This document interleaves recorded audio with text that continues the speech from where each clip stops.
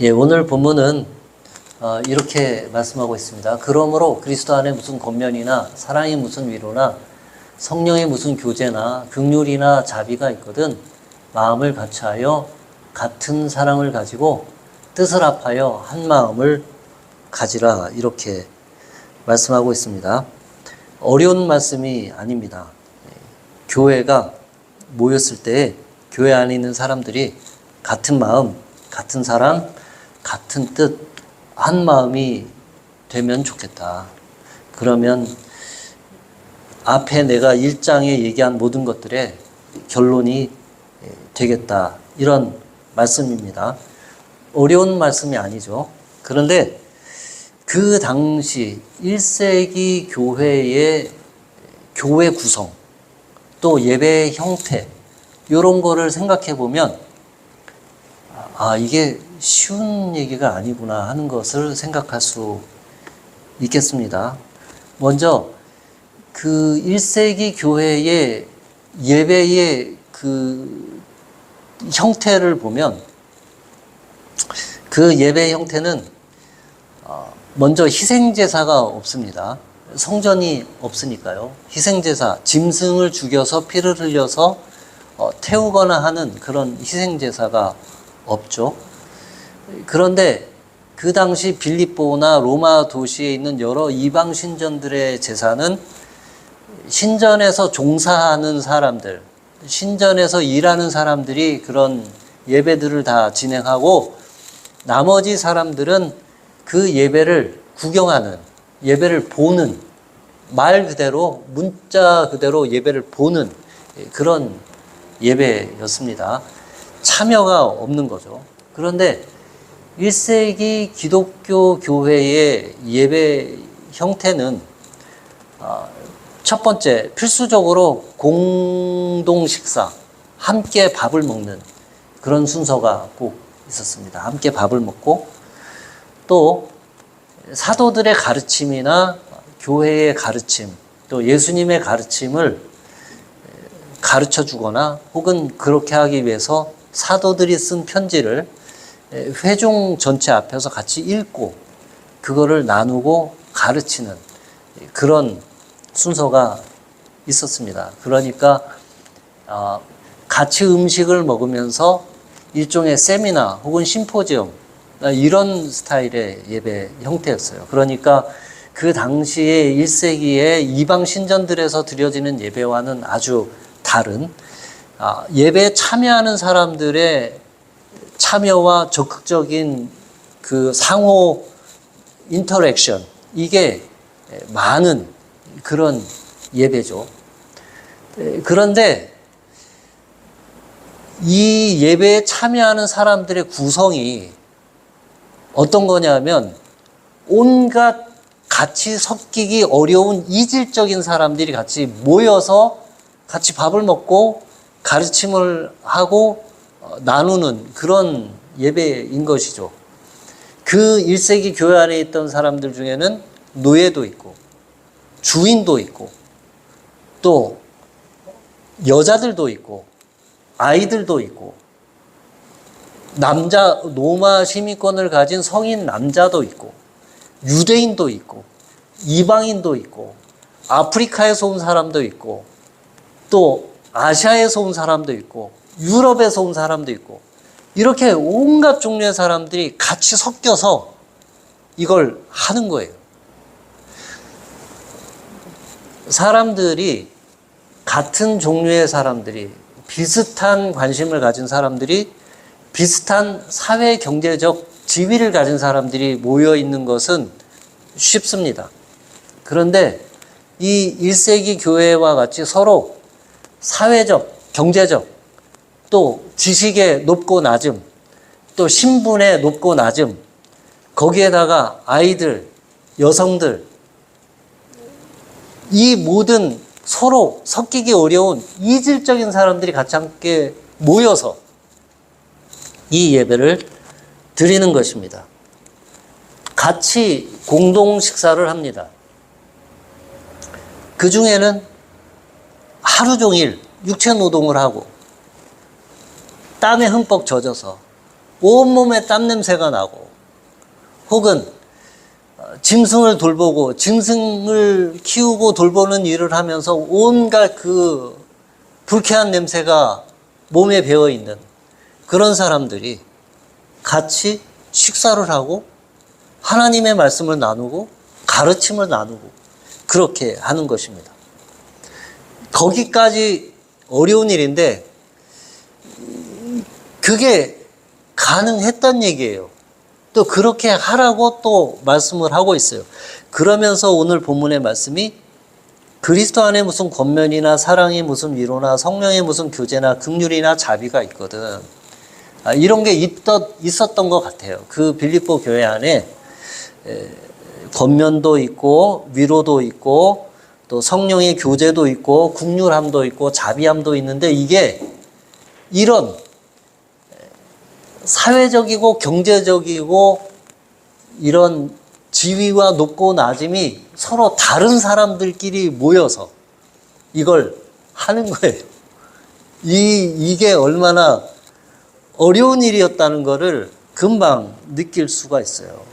그런 것들을 서로 이질적인 배경을 가진 사람들이 그걸 하는데 마음을 같이 하여 사랑을 가지고 뜻을 합하여 한 마음을 품고 그 일들을 하면 좋겠다. 그래야 하겠다. 이게 사도 바울의 말씀이에요. 이런 언어가 또 다르고 이런 사람들, 게다가 그 로마 시대 또 로마 사회의 아주 두드러진 특징은 뭐냐면 이 사람들의 신분에 따른 높고 낮음, 이 위계 질서가 아주 엄격한 그런 사회가 로마 사회였는데 이 교회는 처음부터 초기부터 서로 신분과 나이를 떠나서 형제로 부르고 또 자매로 부르고 그렇게 했습니다. 이게 어떻게 가능합니까? 요즘도 힘든데요. 근데 이게 된 것 같아요. 되었던 것 같아요. 물론 쉽게 된 것은 아니지만 그래도 이게 되어졌던 것 같습니다.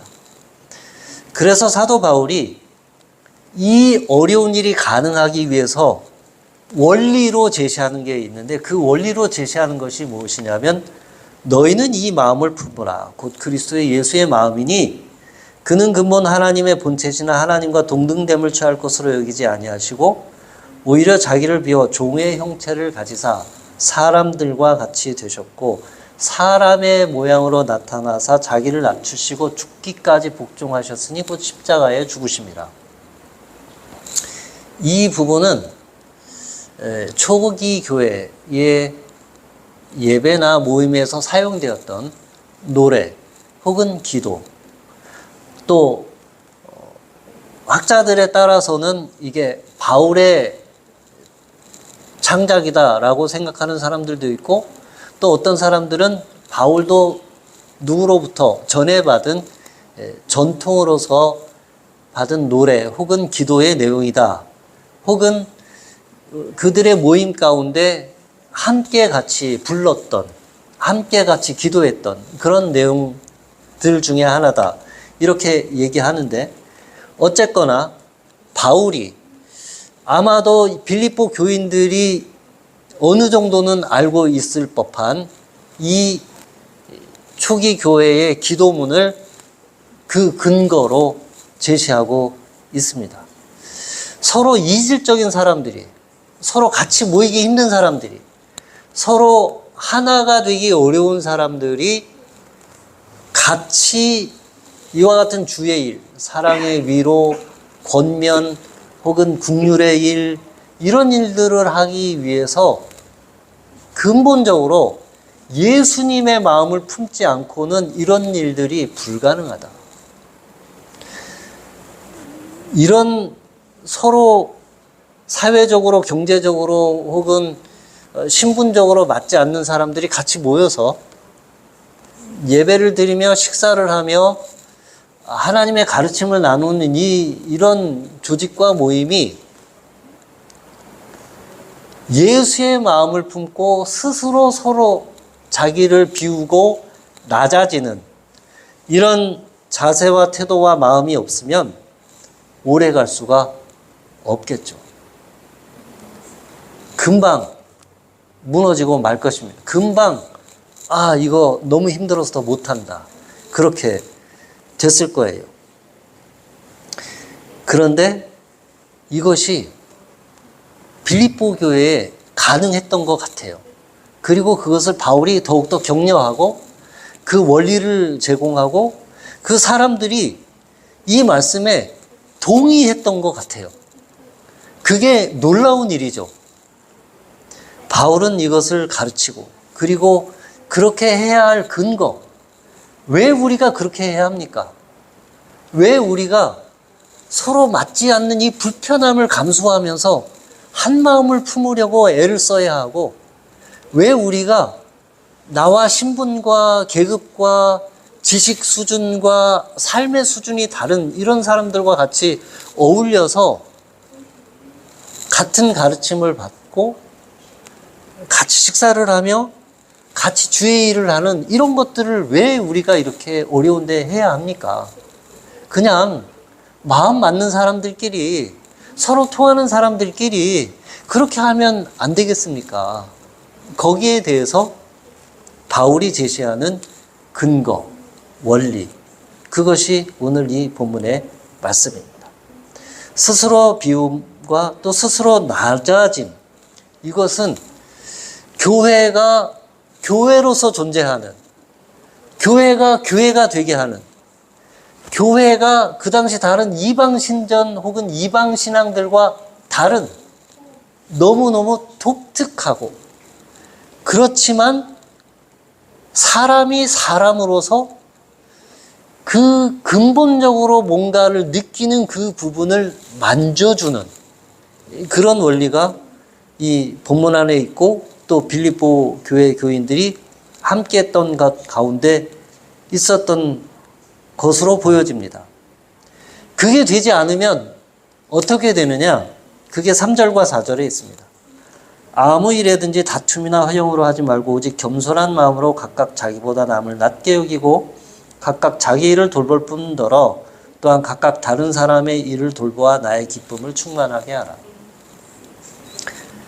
이 일들에 참여하는 사람들이 이런 마음가짐과 자세와 태도가 없으면 다툼과 허영이 일어나고, 그리고 누가 높으냐 낮으냐 이런 이야기가 일어나고, 다른 사람의 유익을 돌보기보다는 자기 자신의 유익만을 돌보는 그런 일이 생길 터이고, 그리고 그러한 조직은 그렇게 오래 지속될 수 있는 그런 조직이 될 수가 없는 것이죠. 그러면서 이제 12절과 13절에 사도 바울이 이 자기 비움과 낮아짐, 또 겸손함은 선택이 아니고 필수다, 이렇게 이야기합니다. 12절에 그러므로 나의 사랑하는 자들아, 너희가 나 있을 때뿐 아니라 더욱 지금 나 없을 때에도 항상 복종하여 두렵고 떨림으로 너희 구원을 이루라. 이 12절 말씀은 이 12절만 딱 떼어놓고 읽으면 보통은 이렇게 이해를 하게 됩니다. 구원이라는 거는 그냥 단번에 쉽게 되는 게 아니고 두렵고 떨림으로 이루어가는, 완성을 향하여 성취해 나가는 어떤 프로세스와 과정이구나. 바울이 그런 말씀을 하는 거구나. 그렇게 생각할 수 있습니다. 아주 틀린 말씀은 아니에요. 그런데 이 앞에 나온 구절들과 그 전체적인 흐름과 맥락에서 이해하자면 이렇게 이해될 수 있습니다.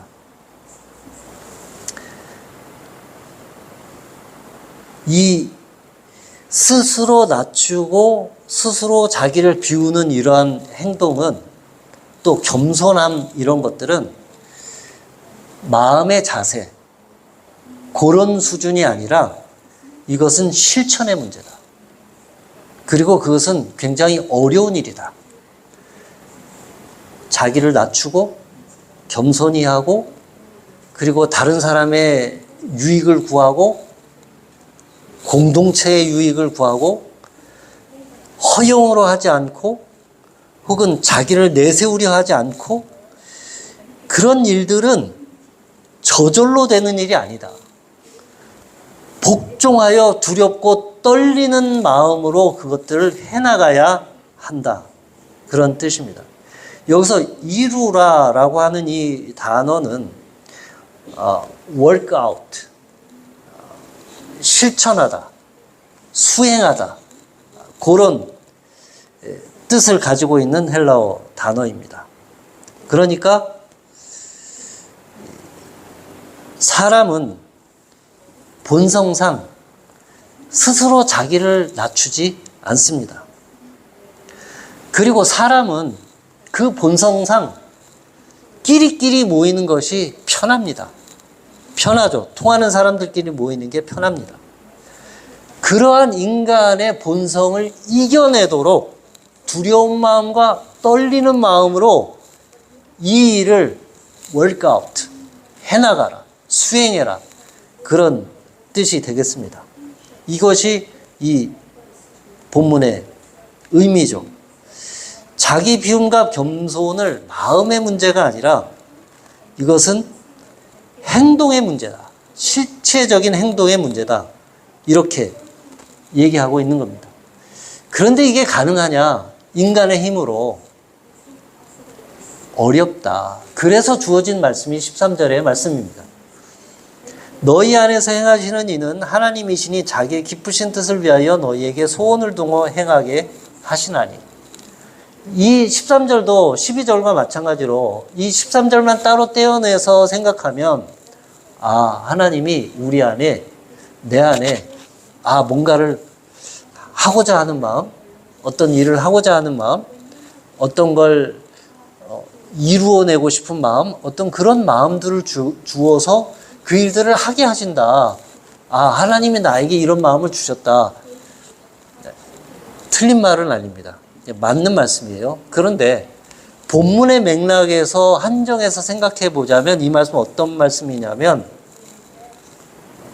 스스로 자기를 비우고 낮추고 자기와 다른 신분의 사람들과 같이 어울려서 음식을 먹고 예배를 드리고 하나님의 말씀을 배우고 하는 이런 일들이 우리 인간 본성상 어려운 일이지만 하나님께서 우리 마음 안에서 그것들을 하고자 하는 마음을 주시면 우리는 해낼 수 있고 할 수 있고 불가능하지 않고 가능하다.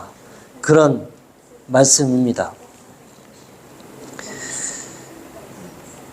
당시 교회와 예배 상황에서 서로 다른 신분, 남자, 여자, 노예, 노동자, 유대인, 이방인, 어린이, 고위, 관리 이런 신분과 계급이 다른 사람들이 서로 모여서 존대하고 존경하고 한 마음으로 어우러지면서 인간이 가지고 있는 그 본성을 넘어서는 뭔가 하나님의 자녀요 백성이라고 하는 그 하나님의 형상을 가진 존재들의 모임으로 그렇게 하나님의 목적에 복종하도록 하게 하신다.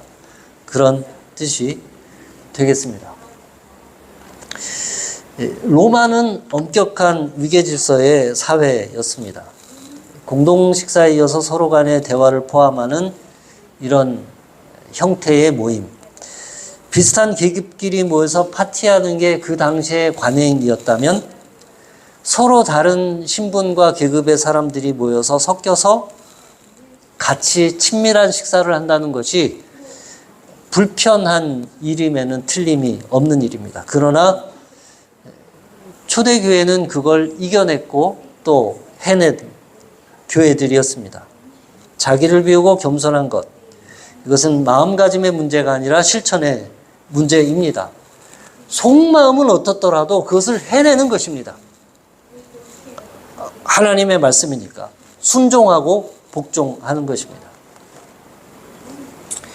바틀리 교회도 빌립보 교회처럼 그런 거 할 수 있으면 좋겠습니다. 우리 바틀리 교회 안에는 인도, 텔레구, 네팔, 인도네시아, 필리핀, 코리안, 차이니즈 같이 모여서 이 교회를 이루고 예배를 드립니다.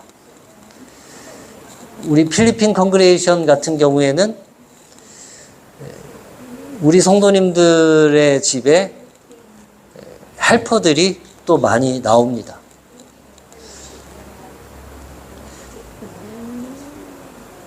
그 헬퍼들을 고용한 싱가포르 교인들과 또 헬퍼들이 이 교회에서 같이 예배를 드리고 같이 신앙생활을 합니다. 목사님들끼리 모였을 때 이 싱가포르 교회 우리 싱가포르 담임 목사님이나 혹은 싱가포르 목사님들이나 스태프들이 여기 건설 노동자로 온 텔레구 컨그리게이션이나 혹은 헬퍼들로 와 있는 네팔 컨그리게이션이나 필리핀 성도들에게 그들을 무시하거나 혹은 그들을 업수이 여기거나 그런 거를 제가 본 적이 없습니다. 저도 스스로 늘 그분들을 뵐 때 조심합니다. 조금이라도 그분들이 나에게서 어떤 우월감이나 우월적인 언어나 행동이나 태도나 표정이 나오지 않도록 두렵고 떨리는 마음으로 그분들을 대합니다. 우리 교회 청소하는 분들이 있고 그리고 건물을 관리하는 분들이 있습니다. 그분들을 우리가 무시하지 않습니다. 오늘 앞에 본문을 보면 서로가 서로를 낮게 여기고 이렇게 바울이 말씀합니다. 더 서로를 나은 사람으로, 훌륭한 사람으로 여긴다. 우리는 저 사람이 나보다 낫다 혹은 나보다 못하다 그런 기준과 관점 그런 것들을 누가 가르쳐주지 않아도 자연적으로 습득합니다. 그리고 그렇게 행동합니다. 그런데 오늘 본문 말씀을 비추어서 과연 사람의 높고 낮음 사람의 어떤 퀄리티, 이 사람은 질이 좋은 사람이다, 훌륭하다. 이 사람은 질이 낮다. 그것을 판단하고 생각하는 기준이 무엇입니까? 아마도 얼마나 많이 배웠냐, 얼마나 많이 공부했냐, 얼마나 돈이 많으냐, 얼마나 좋은 회사를 다니냐, 얼마나 훌륭한 외모를 가졌느냐 그런 것들이 일반적으로 세상이 사람을 평가하는 혹은 그 낮게 여기든지 하는 기준일 것입니다. 오늘 본문에 비추어보면 이 예수님의 마음으로 사람들을 바라본다면 예수님의 제자인 우리가 사람을 평가하는 기준은 무엇이어야 하겠습니까? 얼마나 더 자기를 비우고 얼마나 더 자기를 낮추는 사람인 것인가? 그게 우리의 사람을 평가하는 기준이어야 하지 않겠습니까? 돈이 많고 많이 배우고 높은 지위를 가졌지만 그 사람이 가진 그 알맹이, 그 내면이 너무너무 추잡하고 더러워서 냄새가 날 수가 있습니다. 비록 청소를 하고 헐한 일을 하고 냄새나는 일을 하기 때문에 몸에서는 냄새가 날지언정 그 사람의 내면과 그 사람의 눈빛과 그 사람이 다른 사람을 대하는 태도나 이런 것을 통해서 그 사람의 알맹이가 너무너무 귀하고 너무너무 향기로운 예수님의 냄새가 날 수 있는 것입니다. 우리는 사람을 평가하고 판단하는 그 기준이 그 바깥의 어떤 것들이 아니라, 얼마나 무엇을 갖췄느냐가 아니라, 어떤 생각을 가지고 사느냐, 어떤 자세를 가지고 사느냐, 어떤 정직함을 가지고 있느냐, 어떤 진실함을 가지고 있느냐, 그런 것들이어야 하지 않겠습니까? 우리는 성경에서 그렇게 중요하게 여기지 않는 그 기준 앞에서 쫄고 주눅듭니다. 또 어떤 때는 성경에서 중요하게 생각하는 그런 기준을 갖추고 있음에도 불구하고 외적인 조건을 그렇게 갖추지 못했다고 해서 덜 존중하는 그런 경향이 있습니다. 우리는 예수님의 제자로서 이 성경의 기준을 가지고 때로는 떳떳하고 당당하게, 때로는 스스로를 아주 낮춰서 상대방을 높이는 그러한 일들을, 그러한 관계를 우리 바틀리 코리안 미니스트리 안에서 한번 이루어보면 좋겠습니다. 특별히 한국 교회는 그 위계, 시니어리티, 그리고 이거저거 다 해보다가 안 되면 맨 마지막에 너 몇 살이야? 그걸로 다 어떻게 좀 해보려고 하는 그런 거 없으면 좋겠습니다. 같이 기도하겠습니다.